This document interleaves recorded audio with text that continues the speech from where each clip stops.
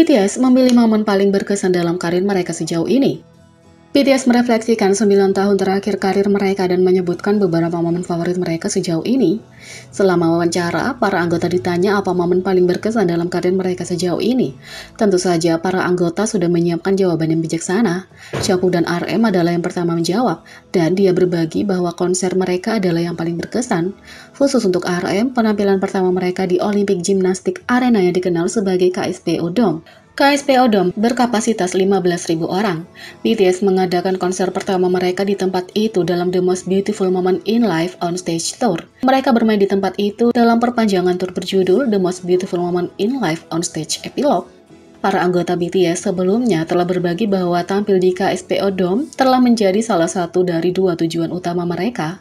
Yang lainnya adalah memenangkan piala tempat pertama di sebuah acara musik yang mereka capai pada 5 Mei 2015 ketika mereka memenangkan kemenangan nomor 1 pertama mereka di SBS The Show.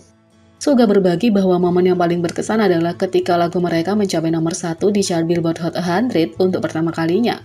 Prestasi ini dicapai dengan lagu bahasa Inggris pertama mereka, Dynamite. Menurut Billboard, Dynamite tidak hanya menjadi lagu pertama oleh artis Korea Selatan yang debut di nomor 1 di Hot 100. Lagu itu juga memecahkan rekor di tanggal lagu global Billboard dan tanggal lagu penjualan lagu digital. BTS juga mencapai nomor 1 di tanggal lagu Billboard Hot 100 dengan lagu-lagu mereka Butter, Life Goes On, Permission to Dance, Chow, 685, Jason Derulo, dan BTS Savage Love, dan Coldplay, dan BTS My Universe. Akhirnya, Jin mempertimbangkan dan mengungkapkan momen paling berkesannya adalah ketika BTS memenangkan Artist of the Year untuk pertama kalinya. Tentu saja, BTS kini telah memenangkan penghargaan ini berkali-kali. Mereka memenangkan Artist of the Year di Mnet Asian Music Award yang juga dikenal sebagai MAMA pada tahun 2016. Di mana RM mengatakan dalam pidato penerimaan BTS, kami telah melalui banyak hal sejak kami debut. Ada orang yang mengatakan kami tidak akan berlanjut. Terima kasih banyak telah mempercaya kami sampai akhir. Mereka terus memenangkan penghargaan setiap tahun di MAMA. Mereka juga telah memenangkan Artist of the Year di Genie Music Award, Mellow Music Award, dan Asia Artist Award. Untuk beberapa nama, mereka juga artis Asia pertama yang memenangkan Artist of the Year di American Music Award yang juga dikenal sebagai AMA tahun 2021. BTS telah memiliki banyak pencapaian luar biasa selama 9 tahun terakhir. Dalam wawancara mereka dengan Spotify, BTS juga merefleksikan lagu-lagu favorit mereka dan lagu-lagu yang paling sulit untuk ditampilkan di atas panggung.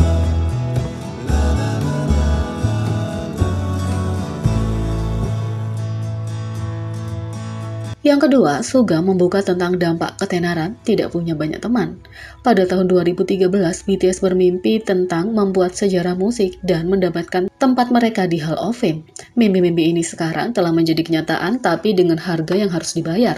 Dalam episode 5, Break the Silence, BTS melanjutkan tur Love Yourself, Speak Yourself sambil berbagi pemikiran terdalam mereka. Pengakuan Suga tentang ketenaran dan apa yang harus dibayarnya mungkin akan menghancurkan hati banyak orang. Suga mengaku iri dengan orang-orang yang bisa melakukan aktivitas biasa, seperti makan di luar, yang tak bisa dia lakukan sebagai public figure. Suga mengatakan, aku sangat iri dengan orang-orang yang bisa pergi makan, jalan-jalan, pergi ke bioskop dengan teman-teman, dan hal-hal seperti itu. Hal-hal itu sangat istimewa bagiku karena aku merasa sulit untuk melakukannya, kata Suga. Beberapa anggota melakukan kegiatan itu, tapi aku tidak melakukannya karena aku tidak punya banyak teman. Itu tidak mudah, jadi hal-hal itu terasa sangat istimewa bagiku. Aku iri pada orang lain karena ini. Kamu mendapatkan sebanyak yang kamu kalah dan sebaliknya. Ini adalah kerugian yang biasa, itu adalah perubahan terbesar. Apa yang biasa bagi orang lain adalah istimewa bagiku, sedangkan apa yang istimewa bagi orang lain sangat biasa bagiku. Sebelum kamu menyadarinya, kumpulan nilaimu untuk berbagi hal berubah. Cara kamu melihat dunia tentang nilai-nilaimu, saat itulah hal-hal yang paling biasa menjadi signifikan. Dalam episode sebelumnya, Jin berbagi pemikiran yang sama, mengungkapkan bahwa ketenaran telah membuatnya kehilangan persahabatan dan membaginya menjadi dua orang, yaitu Jin BTS dan Kim Seokjin. Seperti yang sudah katakan, ketenaran datang dengan harga yang biasa, tapi dia tidak menyadari kehilangan ini sendirian. Ia memperoleh 6 persahabatan yang luar biasa dari 6 orang luar biasa yang akan mendampinginya sampai akhir.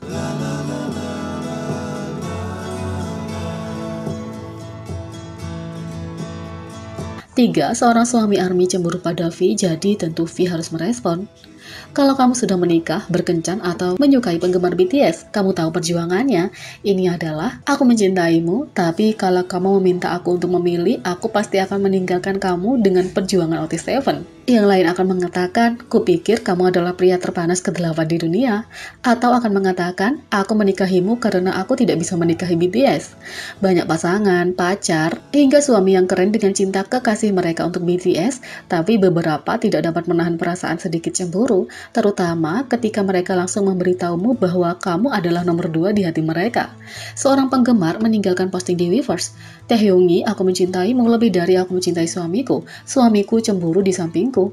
V dengan hormat membalas, Tuan suami dengan emoji menyeringai emoji ciuman yang memerah dan wajah tersenyum yang memerah. Tanggapan ini mungkin membuat sang suami semakin cemburu, tapi mungkinkah untuk memenangkan hatinya? Lagi pula pesona V sulit untuk ditolak. Faktanya, V juga membuktikan persahabatan dengan direktur kreatif Celine dengan undangan pribadi untuk menghadiri fashion show Celine Paris. Tidak dapat disangkal bahwa V adalah acara utama di fashion show Celine Paris baru-baru ini. Bahkan, V hadir atas undangan pribadi dari desainer ternama dunia Heidi sendiri. Bahkan, semakin mengukuhkan status kupu-kupu sosialnya di acara tersebut. Setelah sebelumnya bekerja sebagai direktur kreatif untuk membangkit tenaga mode seperti Dior dan Yves Saint Laurent, Heidi benar-benar salah satu nama besar di industri mode. Pada 2018, ia telah menjadi direktur kreatif untuk Celine. Dalam tampilan di balik layar baru-baru ini tentang proses persiapan V untuk pertunjukan Celine di Paris Fashion Week, V sendiri membuktikan persahabatannya dengan Heidi saat ia mengungkapkan bahwa ia telah menerima undangan pribadi darinya. Klip yang diterbitkan oleh majalah fashion pria Female menunjukkan visual V untuk wawancara di atap hotel di Peninsula Paris sebelum pertunjukan di mana V dilaporkan tinggal. V menjelaskan bahwa Heidi secara pribadi mengundangnya untuk hadir dan sebagai teman yang suportif, V benar-benar ingin berada di sana mengatakan, aku ingin melihatnya di acaranya jadi inilah aku. Bahkan dia melanjutkan dengan mengatakan bahwa dia tidak hanya bersemangat untuk pertunjukan, tapi dia tidak sabar untuk melihat sisi berbeda dari Heidi yang belum pernah dia lihat sebelumnya, membuktikan persahabatan yang tulus dengan sang desainer. Dan menurut media Korea, Heidi juga menunjukkan rasa hormat dan penghargaannya yang luar biasa untuk V, karena V dilaporkan tinggal di rooftop garden suite di The Peninsula Paris atas undangan Heidi yang dapat dilihat beberapa pembaruan Instagram V. Sementara V terlihat bersenang-senang bersama Lisa Blackpink dan aktor Park Bo Gum. Tidak ada keraguan bahwa kehadirannya yang memukau benar-benar menjadi daya tarik utama. Sedemikian rupa sehingga pemilik Celine, Bernard Arnault, secara pribadi mengakui undian yang dimiliki kekuatan bintang V dan Lisa mencatat jumlah orang yang belum pernah terjadi sebelumnya di kerumunan. Secara keseluruhan, sepertinya Heidi membuat pilihan yang bijak dengan mengundang temannya V ke pertunjukan.